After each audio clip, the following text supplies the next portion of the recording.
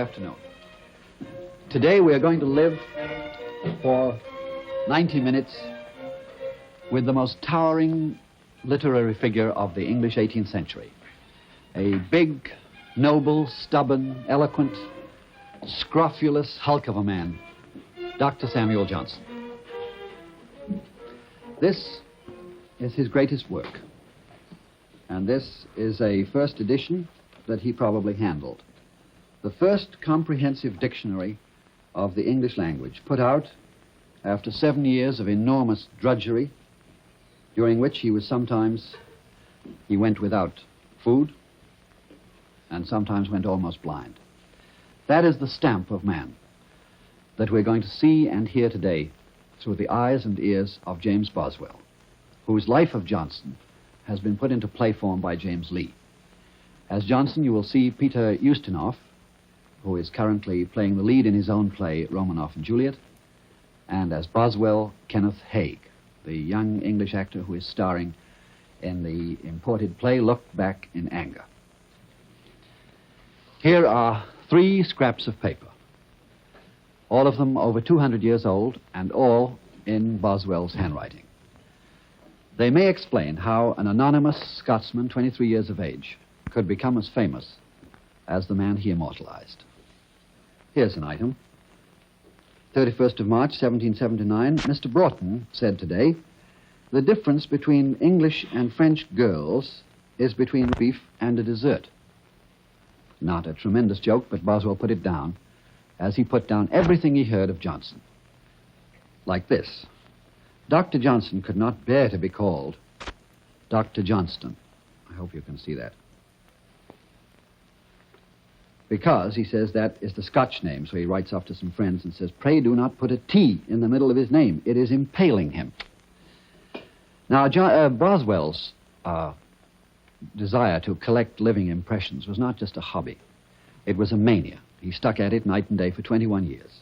He had very rigid rules about what a collector should be. A collector, he said, is a man who should have the industry of Hercules, the patience of Socrates, an eye like Argus, and a purse like Croesus. Well, he had all of those except the last. But by putting together thousands of these, what he called ingenious fragments, he was able to build a monumental study of the mind and heart of one man, Samuel Johnson. And it's through nobody's eyes and ears that we shall go back and look at the London of 1763.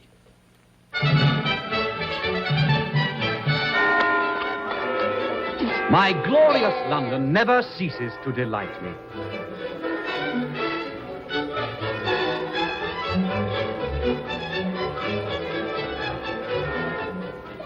Its distractions are infinite. The prospect of leaving such pleasures is most deeply distressing. Who would desert such enchanting occupation? Not I, not James Boswell, not without resistance worthy of Horatius at the bridge, not without employment of resources to match those of Robert the Bruce, another great Scotsman. Mr. Boswell! Mr. Boswell! Mr. Brilby, please to call upon me at another time. I'm engaged, sir. Good day. Mr. Boswell, as your landlord, I have business that cannot wait. Ladies, if you will excuse me for a moment of commerce. Mr. Brilby, I take it ill that you press me for monies at such a time. Oh, the matter is much more serious than that, Mr. Boswell. I have just now been offered a year's lease upon the rooms you occupy by a student, a young Frenchman come to spend a year in London. A year's lease? Yes. Now, be honest, sir. Have you any prospects that would allow you to remain in London that length of time? I am expecting at any moment an appointment to one of His Majesty's Guards regiments. For 8 months it's been at any moment. Mr. Brilby, if I give you my word that Lord Marrendown, the King's advisor, had promised me such an appointment, would you then be satisfied that your rooms would not go empty for the coming year? Lord Marrendown, And I go to see his lordship this very hour. Ladies? Oh, sir. Should you not see those young ladies home? They are home. I go then to his lordship, the Earl of Marrendown. Sir, I had no idea you even knew the Earl. I don't yet. But I think I know where I can find him. Every high-born Englishman visits Bedlam for his sport these days.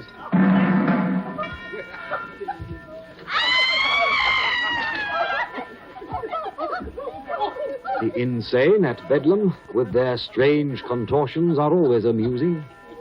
Marandown is amused. This fellow here looks like Foot, the comedian. But friends, let us be charitable, as Dr. Samuel Johnson says. I have met Dr. Johnson and conclude that many of these poor wretches' imitations are of him. I take that ill, sir. I'll have no man speak thus of Dr. Samuel Johnson. He is the greatest man of letters alive, the most moral voice in the nation. I'll not have him spoken ill of.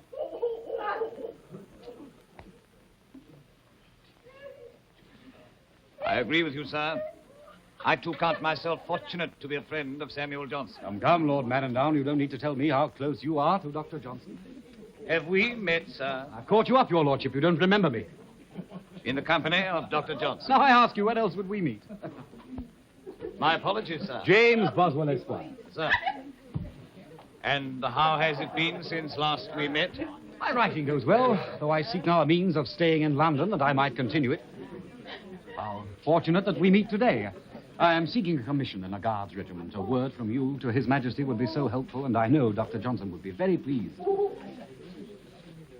Have Dr. Johnson call upon me? Oh, thank you, sir. As soon as you have made his acquaintance. You see, sir, I have an excellent memory. I shall inform Dr. Johnson that you are to be at home.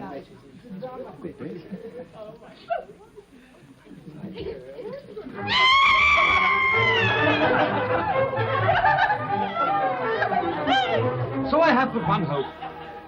I must meet Dr. Johnson and exhort him to speak to the Earl of Marandown on my behalf.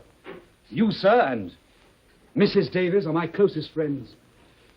If I do not secure this appointment, then I must return to Scotland or go abroad to study for the law as my father wishes.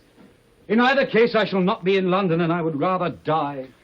That's too harsh a sentiment, James. It is true there is in London all that life can afford. Does that not sound like Dr. Johnson, I Tom? said those very words. I read them in the newspapers. Samuel Johnson will be pleased to hear that. I'll tell him of it when he comes here tonight. Johnson here tonight? Sam Johnson within these very walls? They shall be hallowed by his presence? Oh, wine, how favoured you are. You shall soon warm Johnson as you now warm me. Speak! Be honoured! You shall soon bear Johnson! Prepare yourself, Jamie. He's awful to behold. He has a tic and shivers and starts like a wretch in Bedlam.